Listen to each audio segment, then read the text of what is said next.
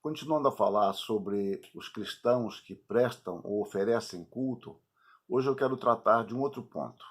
É que esses cristãos, eles têm uma visão espiritual.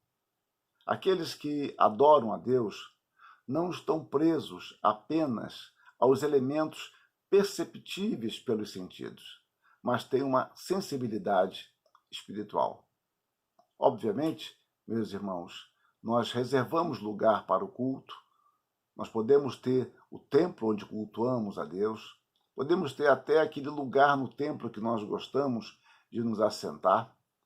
Nós cultuamos a Deus em nossos lares, muitos preferem cultuar a Deus na sala, outros no quarto, outros num canto da casa, outros na cozinha mesmo, quando faz o seu culto doméstico, ou mesmo o seu culto individual. Isso não importa. A questão é que nós não estamos presos a lugares. É claro que quando eu faço essa afirmação, é possível tomá-la num outro extremo, que não é o meu caso, é de que não há importância no lugar. Não, há importância no lugar, embora ele não seja determinante.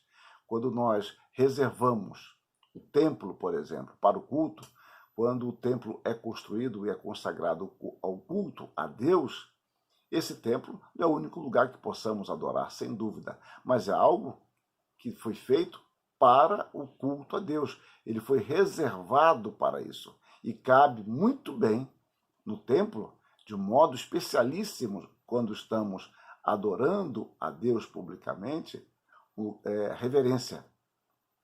Às vezes nós perdemos a noção dessa questão. Quando nós falamos que nós somos o templo, então nós começamos a desvalorizar lugares. Não, não significa isso. Há uma mística própria do lugar. Como eu disse, não significa que ali temos mais bênçãos ou menos bênçãos, mas o lugar onde nós reservamos para isso, ou foi dedicado a isso, nós devemos guardar com muito cuidado, zelar pela sua limpeza, pela sua boa ordem, pela sua descrição. Ainda que possamos, e graças a Deus por isso, possamos cultuar a Deus em todo lugar.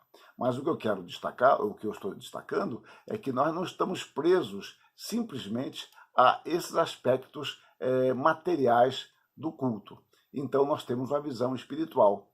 A verdadeira adoração vem do coração, sendo feita de forma consciente para Deus. Por isso, o culto não pode estar restrito apenas a um lugar.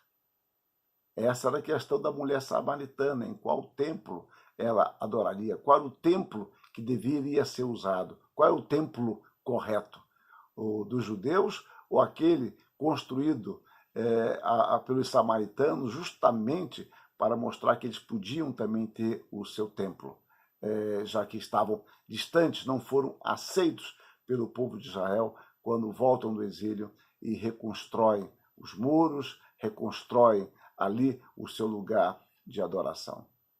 Então a resposta de Jesus é que o lugar não é o mais importante, mas Deus busca adoradores que o adorem em espírito e em verdade. Então a nossa visão não está restrita a lugar.